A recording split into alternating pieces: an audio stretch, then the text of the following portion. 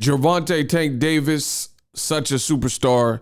He's receiving more and more hate, but not only from fans, also from the media. We're going to talk about that in this video. Stay tuned.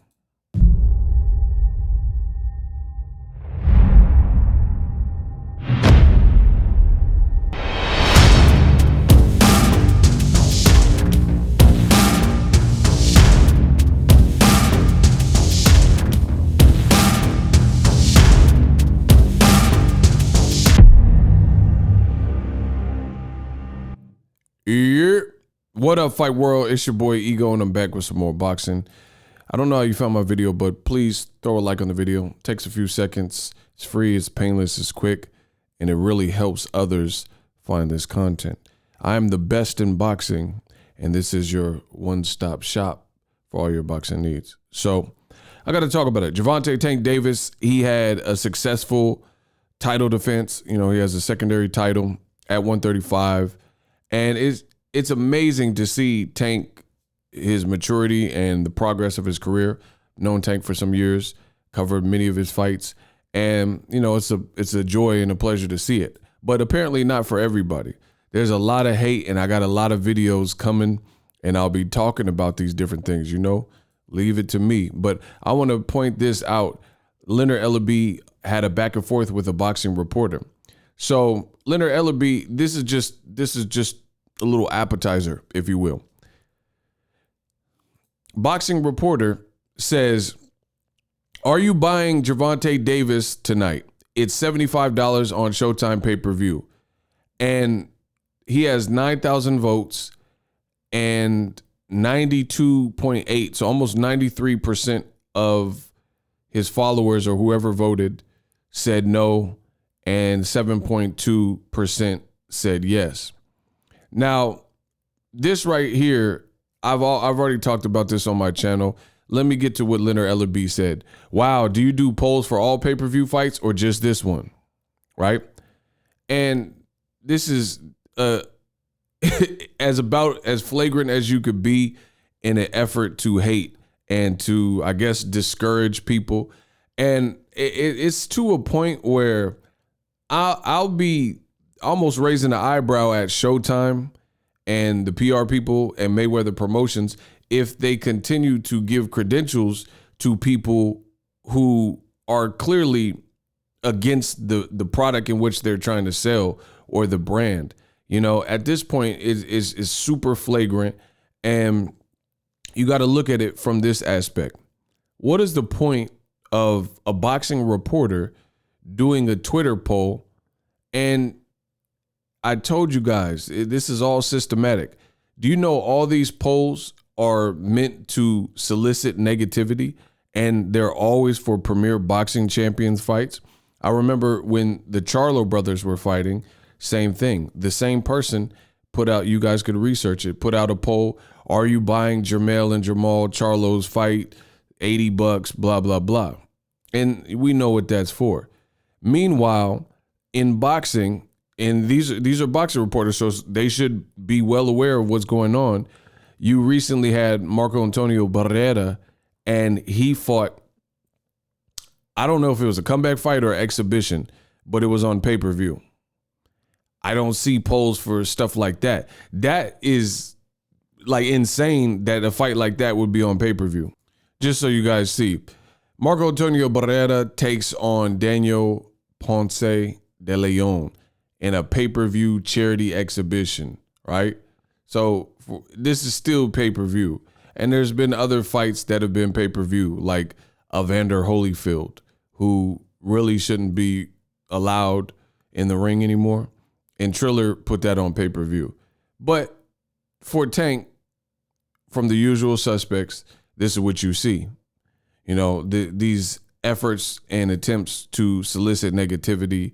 And I think people do that intentionally. And you kind of get a feel of your fan base and who's following you. And that's the results they want. So I wouldn't be surprised if these people are paid off by Eddie Hearn. That's what it looks like. It looks like somebody put a battery in your back, because it's like from just answer yourself this question. From a boxing perspective, why on earth would a boxing reporter be so concerned with who is buying a fight unless they work for the company that is hosting the fight? You see what I'm saying? If you, AKA making money from the fight. If you're not making money for the fight, and this is not really anybody's business, this is not like maybe a fighter's purse and you're doing it for, you're going above and beyond to solicit negativity and ask if anyone's buying the pay-per-view. And it's just, I don't even understand the point. So, okay, 10,000 people voted and 93% of the people said that allegedly voted that they weren't going to buy it. We don't even know who those people are. Like, what are you, like, when there's medical cases or you're trying to find some type of scientific proof of this and that and the effects of this product, you do case studies, right? So I guess my question is, in this particular case study, what is the point? Once you get the answer, okay, 93% of these random people on, some could be on burner accounts or whatever, said they're not buying Gervonta's fight. What does that change? It doesn't change the event. It doesn't change the fact that it was a great card. It doesn't change the fact that LeBron James and a slew of NBA players were there, and Tank continues to win, and almost 16,000 people, 15.8 were in attendance. So it just seems highly weird. And once you get the data, what do you plan on doing with the data? Now, the same reporter had something else to say. Leonard Ellerby says, and you wonder how these BS narratives get started. People just be making ish up. And I think that's in response to this, right? The same reporter says, make a fight with Ryan Garcia. And he says, Dan, we don't make fights in the media. That's the quickest way to not ever get anything done, which is true. When you hear about it, it usually doesn't happen. When it goes radio silent, you got the best attempt to try to make that fight. You know, think about Pacquiao and Errol Spence. I literally just woke up one day and I looked on my social media, on Instagram it was, and Manny Pacquiao, I want to is up to my fight. He just randomly on his page said, hey, check out my next fight. I'm fighting Errol Spence. And I'm like, oh, okay. Of course, the fight didn't happen because Errol Spence had an injury, so he was forced to withdraw. But you guys get the point. There was no back and forth in the media, and there was no loud noise, and it wasn't this big production. It's just you wake up and Pacquiao announced he was fighting, and then it was later confirmed by Errol and PBC. So this is funny. It says, I enjoy Tank's fight, always fun to watch, and he's really good. But I'm not going to do mental gymnastics about him fighting this top guy or that one. Their side has no plans to fight George Kambosos, Lopez, Haney, or Ryan Garcia. Don't waste your time on it. Like what? First of all, Ryan Garcia, that was the intended target. And Ryan Garcia, see, this boxing media, they know they foul. And like I said, this what makes me believe that there's moles in the sport of boxing, either being paid off or some type of compensation, and somebody's putting a batter in their back to put this stuff out. Because how can any boxing reporter say that Tank has no intention to fight and list a name like Ryan Garcia, and Tank fought twice this year, once at 140 against a very game Mario Barrios, who's a talented fighter and was a champion and was undefeated, and then fought another guy who was once beaten, never been dropped, never been stopped, who showed you he was game and he came to fight, Pitbull, Isaac Pitbull Cruz, right? And meanwhile, Ryan Garcia pulling out of fights left and right, anxiety, saying he had too much going on in his life, pulled out of the Joseph Jojo Diaz fight with an injury, and you're blaming Tank. And he's at least active fighting tough people. But somehow, some way, for a black fighter, this boxing reporter is spinning it as if he doesn't want to fight anybody, right? Same thing with Teofimo Lopez. Teofimo Lopez said a bunch of lies, a bunch of cap, said he was bigger than Tank and all this. And it literally took about a year plus for him to get back in the ring because he thought he was this big multi-million dollar showman getting $5 million minimums. And then he had this whole long drawn out process with Triller. So much, I don't even have the time or energy to go and rehash everything that happened. Then finally the fight gets sold or picked up by the second bidder, Rematch Room and Eddie Hearn. They finally put it on. T.O. been out the ring about a year and a half. Why are we blaming Tank? T.O. did all of this, and T.O.'s coming off a loss, so why would Tank fight a guy who just lost all of his titles? I mean, it makes no sense. But this is what Leonard Ellerby had to say. He says, wrong. We tried to make the Ryan Garcia fight earlier this year, which is what I told you, and was told that he had other plans. Was literally talking to the Cambosos and Peter Khan 10 minutes ago. So please stop making ish up because you don't know what our plans are and you never will. We don't move like that. So he's basically saying you don't know Jack, you don't know Nan, in the words of Trick Daddy. You don't know Nan. You just making up stuff. So we're getting to a space where clearly you see Gervonta getting a lot of hate. DAZN reporters said that Tank lost and Isaac Cruz won every round and all this crazy stuff. And the irony of all of this is this. You have people who say Tank's not this big deal. They say Isaac Cruz, do polls like, hey, are you watching the Isaac Cruz Tank fight? Are you going to buy it? Blah, blah, blah. Right? And act like they're interested or disinterested in it, right? But then as soon as Tank fights, the same people, along with actual Tank fans and supporters and just fans of the sport of boxing, everybody meets in the center and everybody's still talking about it. That's how you know that people are lying.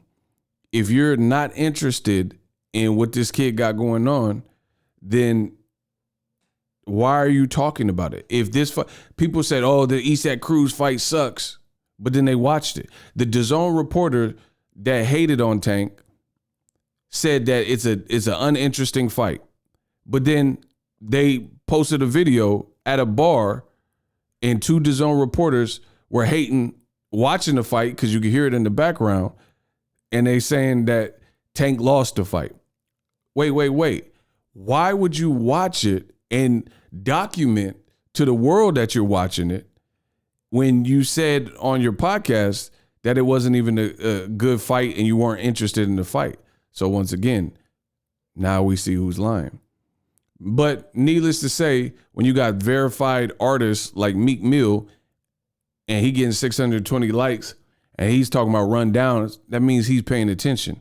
He paying attention to what's going on. And all the celebrities that turned out, the LeBron Jameses and stuff like that, it's amazing. And it's amazing that boxing has this element in the sport where people are so cynical and sinister, mostly to PBC fighters, oftentimes to black fighters, that they rather, it's like kamikaze.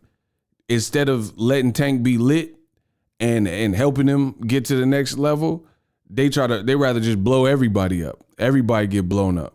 You know what I mean?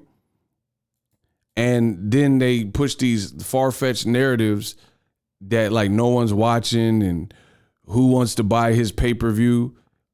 Then if like Devin Haney and Jojo Diaz fought literally a day before, but there was no polls about, hey, do you plan on buying DAZN at $20 a month to watch Devin Haney and Jojo Diaz? So these are telltale ways that you guys can tell that these reporters they're informants, they're moles, their palms are being greased or whatever. There's someone who's putting a battery in their back or they're insanely biased or whatever the situation is, but there is more than meets the eye.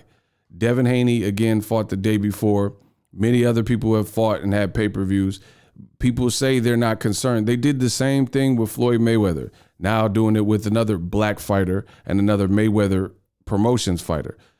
Act disinterested in everything surrounding the fighter. Say, oh, I hate Floyd. Oh, he's so boring. Oh, he's a runner. Floyd, he's bad for boxing. But then Floyd always did the highest numbers. somebody got to be lying.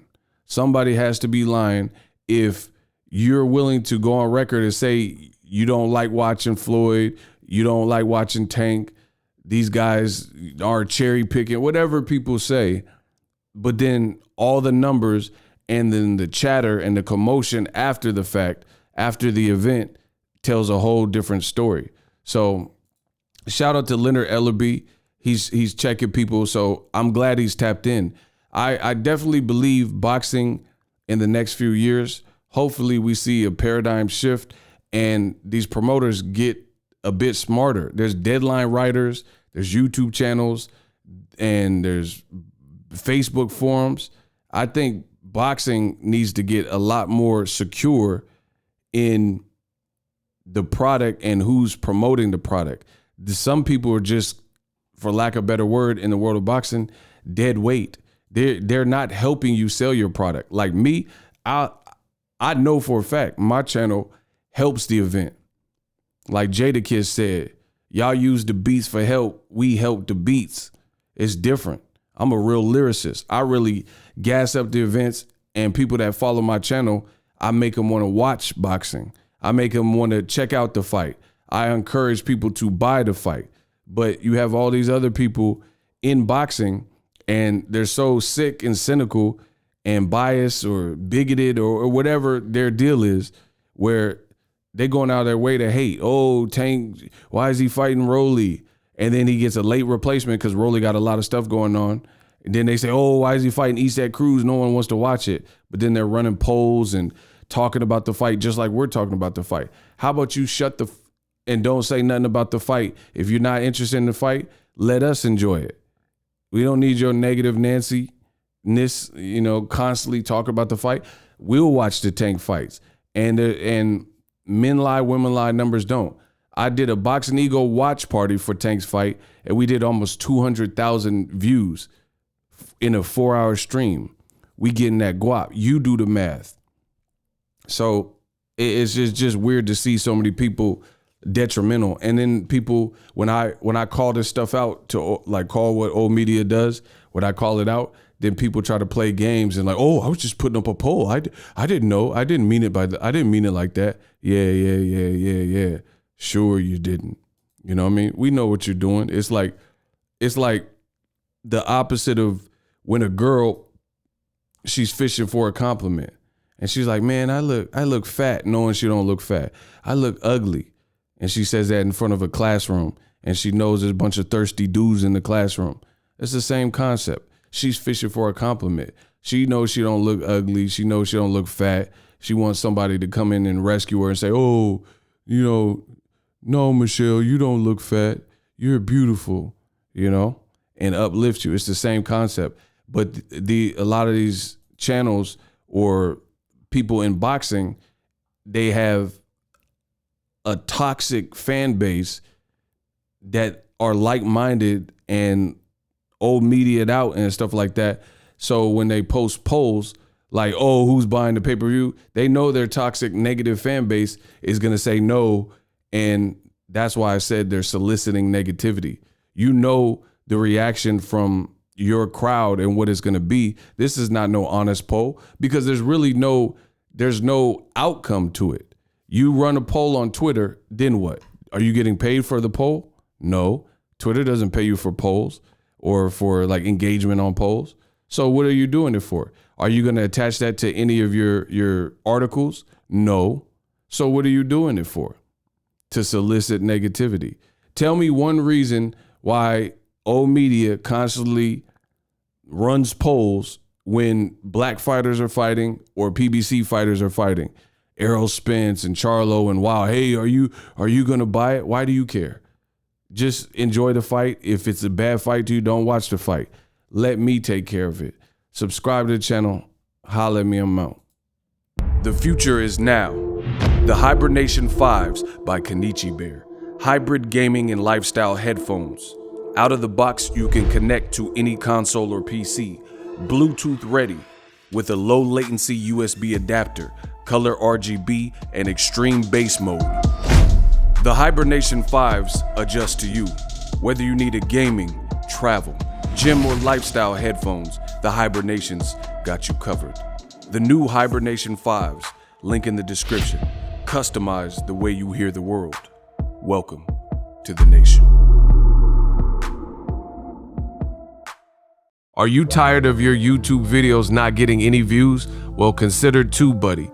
I've used TubeBuddy for years to scale up my YouTube channel. Now we're sitting over 200,000 subscribers. TubeBuddy is a browser extension that offers a ton of built-in productivity and time-saving services to take your channel to the next level. Use my link in the description to get started with TubeBuddy and level up your channel faster.